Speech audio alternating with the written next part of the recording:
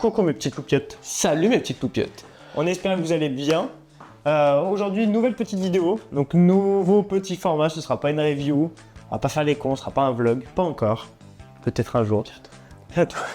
Mais tout simplement, on va répondre aux questions auxquelles les... Ah. Bonjour madame. Du coup, on va répondre aux questions... Qu'on nous pose souvent, Voilà. que des clients lambda qui passent en boutique nous posent régulièrement. C'est ça. Donc, let's go, c'est parti. Donc, Dylan, en gros, me posera la question. Moi, je vais répondre aux questions. Et on va essayer de créer un peu l'échange que nous, on peut avoir en boutique avec un client. Donc, l'idée de cette vidéo, c'est vraiment de répondre aux questions. Bah tiens, tu peux directement les dire si tu veux, parce qu'elle sera faite en 3 questions, 3 grosses questions. Donc, la première.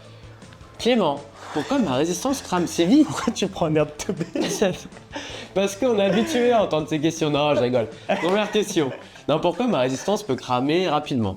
Ouais. Donc, deuxième question. Pourquoi ma Tu t'attendais à ce que je te la dise? ouais. Pourquoi ma cigarette fuit? Ouais. Voilà. Parce que j'ai des fuites. Et la troisième question. Pourquoi mon liquide change de couleur? Voilà. Peut changer de couleur, parce que c'est pas dans tous les cas. Mais... Oui, c'est vrai. Donc c'est les 3 questions auxquelles on va répondre. Donc c'est parti. Hein. Bon, et bien c'est parti. On a changé d'angle de caméra. Pour information, bientôt les bureaux sont terminés, donc on fera une petite vidéo là-dessus. C'est en train d'avancer. Mais aujourd'hui en plus. Ouais.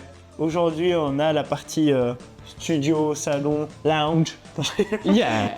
Non, ça va être trop cool. Ouais, on va enfin pouvoir tourner nos vidéos ailleurs qu'en boutique, donc ça va être cool. Ça évitera de se lever le matin trop tôt. Ouais. Non, complètement.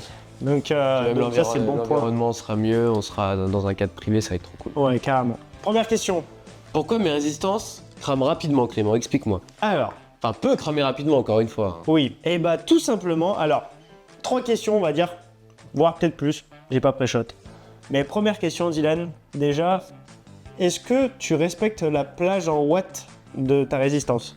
C'est-à-dire, si tu as un Zeus Subhome en 0,2, 70-80, Oui. Est-ce que tu 70-80? Voilà, tu peux descendre, on va dire, 10 en dessous du minimum annoncé, sans qu'il y ait réellement de problème. Alors, j'ai déjà pu faire l'erreur, mais maintenant, avec mon expérience, j'ai envie de te dire oui, je respecte la D'accord. puissance de la résistance. Ok. Ta résistance, elle a combien de temps dans ta cigarette? Ouais, normalement, elle est neuve, hein. Si je te demande pourquoi elle crame rapidement. Donc elle est neuve. Elle a combien de temps? Parce que neuve, il y a des gens pour qui le mot neuf c'est 3 semaines et d'autres pour qui réellement c'est 24 heures, tu vois. Bah, chez moi, c'est 24 heures. Donc là, tu viens de la Je changer. viens de la changer. Ok.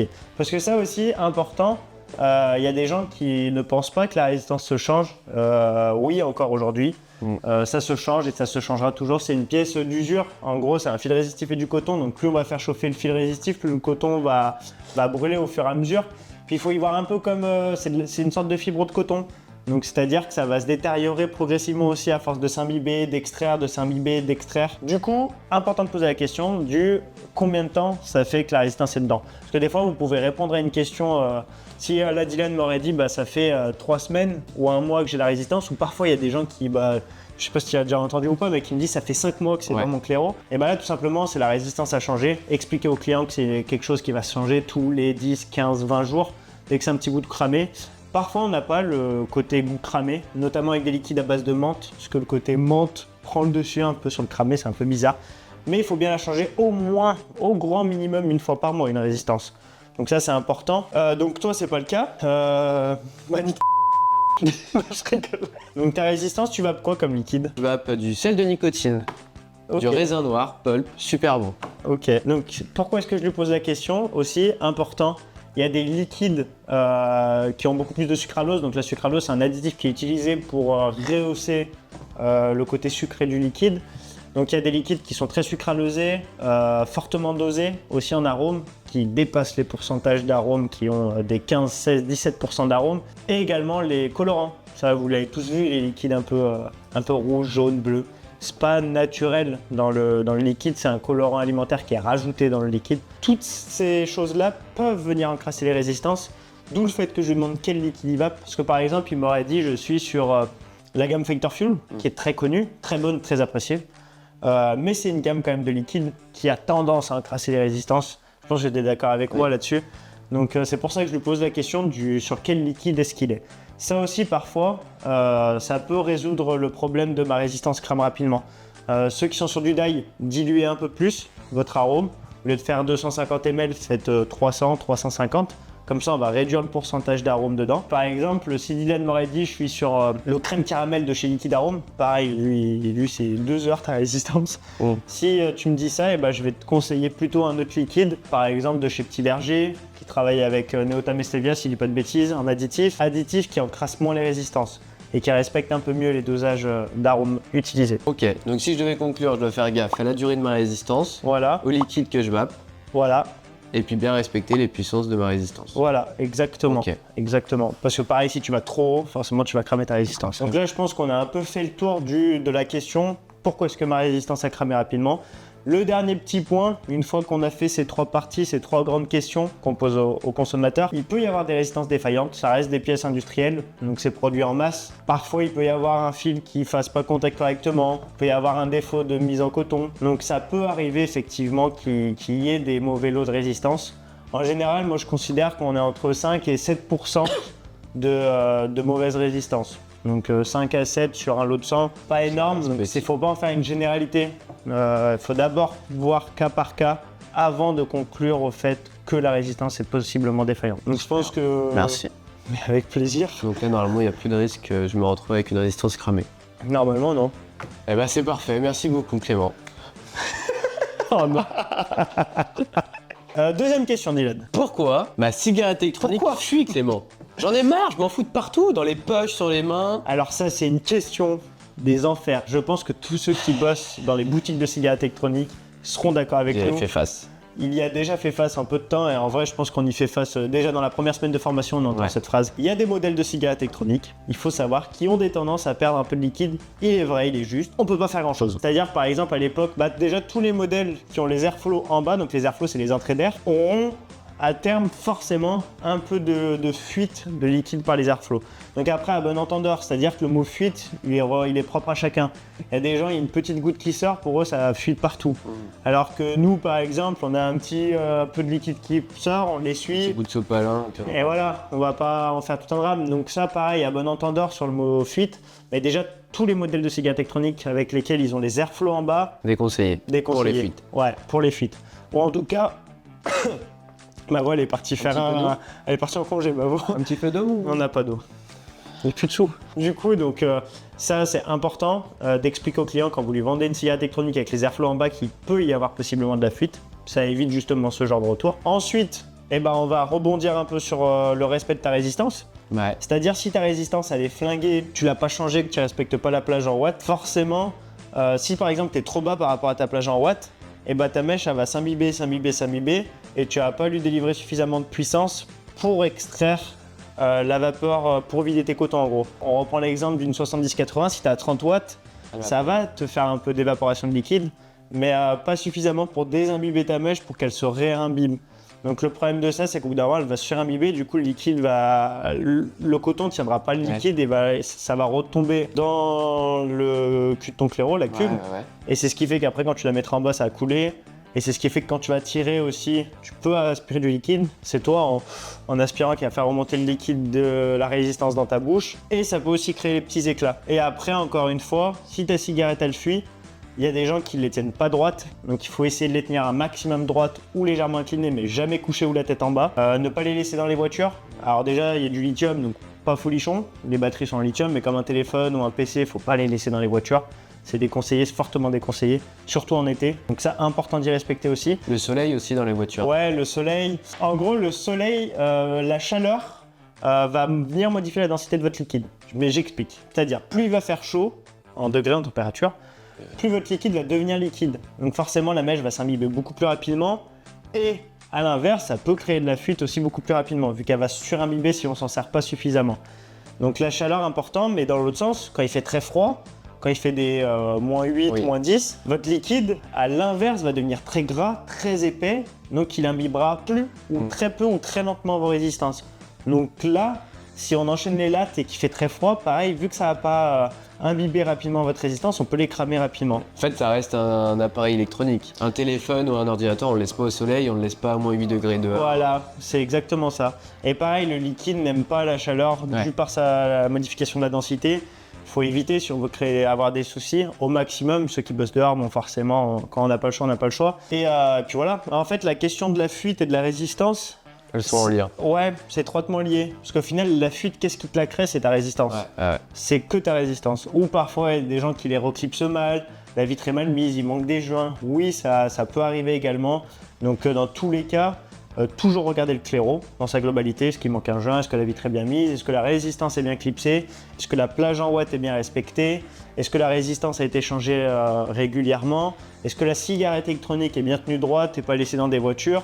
Il y a toutes ces petites choses-là à prendre en compte avant d'en tirer une conclusion. Donc je sais pas J'en si... tire une conclusion, moi. C'est vrai? Ça veut dire qu'à 95% du temps, et je suis gentil, ce n'est pas un problème de la box. Parce que Non. c'est souvent ce qui revient vers Ouais. nous.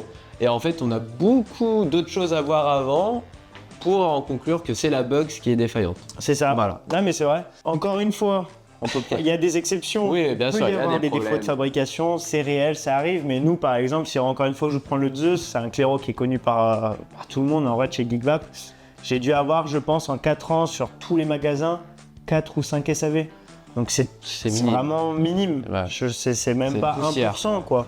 Donc gardez-le en tête. Et si vraiment on veut aucune fuite, les formats pod, c'est du Les tirage formats serré. Il y a quelques petits tirages polyvalents, Oui, en vrai. mais il n'y a Et aucun risque. Voilà. Ce n'est pas possible. Non, Humainement, mathématiquement, impossible. c'est... Tout le format pod, en gros, c'est les résistances qui sont scellées dans le réservoir. Donc, c'est-à-dire, dès que, comme la pique, voilà, on a la même. Ça, en gros, c'est la résistance. Je sais pas si vous allez le voir. Bon, je suis peut-être un peu loin, mais bon, vous aurez compris. La résistance est scellée dans le réservoir. Ce qui fait qu'à chaque fois que je change ma résistance, je change tout le réservoir. Donc là, la seule chose que je peux avoir, c'est de la condensation à l'intérieur. Donc ça, c'est pas grave. Sur mon réservoir, ça va sointer un petit peu également à l'intérieur. Ça, c'est la condensation. Chaque fois que je tire, de la vapeur s'échappe par les airflows. Même si on ne le voit pas, je vous le dis. Et vu que la vapeur, il y a de la glycérine, c'est gras. Donc ça va venir stacker en gros une sorte de condensation grasse. Donc ça, c'est pas de la fuite aussi.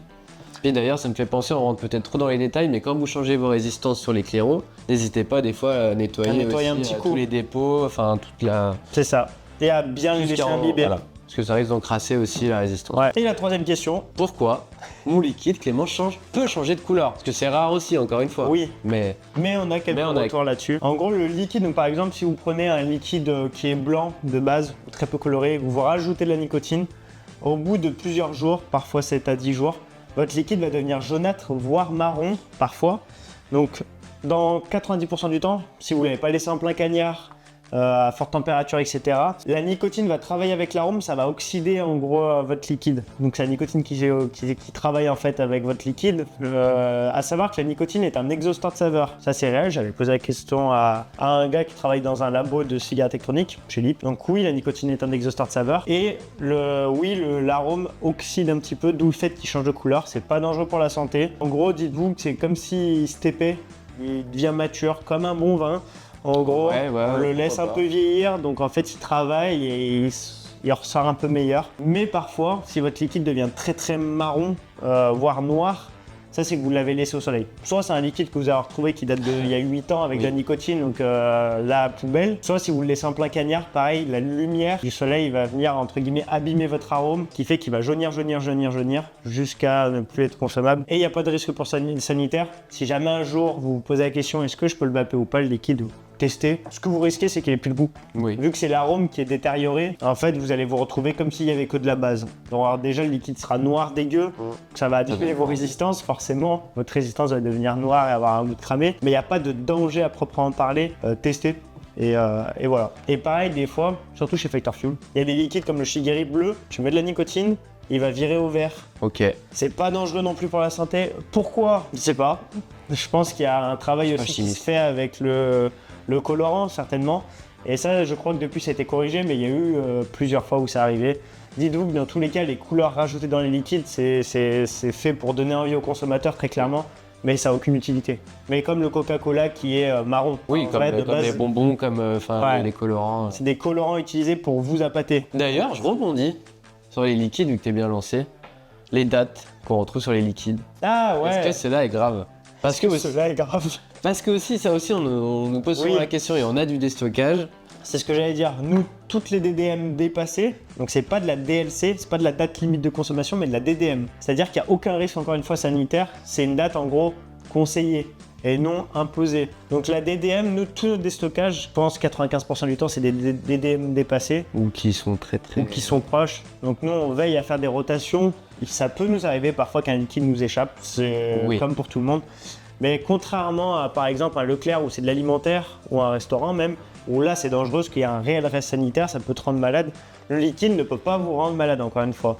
C'est-à-dire qu'une DDM qui est dépassée, dans les 1-2 ans, ça, nous on peut les vendre encore sans aucun problème. Et ça se consomme et ça a de l'arôme, il n'y a aucun souci parce que nous les liquides sont stockés pas en plein cagnard, pas dans des entrepôts où il fait 40 degrés, ils sont stockés en boutique. Donc c'est une température qui reste assez ambiante toute l'année. Jusqu'à 5 ans, on peut le consommer. Par exemple, les litres pulp, vu qu'ils sont pas nicotinés, vu que c'est des litres, la DDM notée sur le contenant, c'est 5 ans. Mais il n'y a pas de nicotine. Il y a aussi ça à prendre en compte.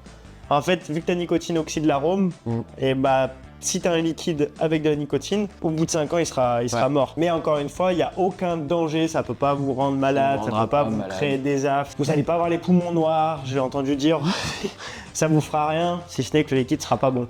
Donc si c'est le cas, faut pas hésiter à venir en parler directement à la boutique dans laquelle vous avez acheté. Mais en tout cas, nous, notre déstockage, et pour la plupart aussi, les déstockages, c'est des DDM dépassés. Vous ne risquez rien, c'est légal. C'est ne légal. vous inquiétez pas. On ne peut pas se faire taper parce que ta DDM est passée et que tu continues de le vendre. S'il a bien été conservé, bien travaillé, il n'y a aucun risque, encore une fois, sanitaire, c'est pas de la DLC. Ça, faut bien se le mettre dans le petit crâne, ok?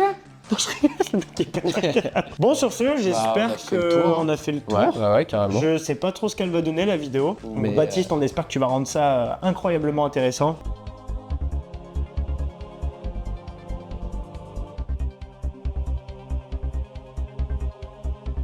Encore une fois, n'hésitez pas à nous suivre sur les réseaux, Insta, TikTok, Facebook, YouTube. On vous remercie parce que c'est vrai que depuis qu'on est passé à une vidéo par semaine, bah, ça se ressent. Ouais. Vous êtes de plus en plus nombreux à nous suivre. On n'a pas encore beaucoup de commentaires, mais on a des likes et les abonnés grimpent, donc ça fait plaisir. Merci pour ça. Donc n'hésitez pas. Si vous avez des questions, si vous êtes client ou même que vous ayez une boutique, mettez-les en commentaire. Et nous, on se fera un plaisir de répondre aux questions un peu générales sur la cigarette électronique. On n'a pas la science infuse, mais en tout cas, on peut se renseigner. Et là, aujourd'hui, typiquement, ce qu'on vous a dit, c'est ce que nous, on dit en boutique. Oh, c'est une handicap. Sur ce, oula, il fait des squats et tout avec moi. Alors, pour information, je fais que 60 kilos. Hein. Il faut rajouter 20 kilos de plus minimum. Voilà. Donc, sur ce, on espère que cette vidéo vous aura plu. Comme d'habitude, prenez soin de vous. Bonne vape à tous. À bientôt, mes petites loupiottes. Ciao, ciao. Bisous, mes petites loupiottes.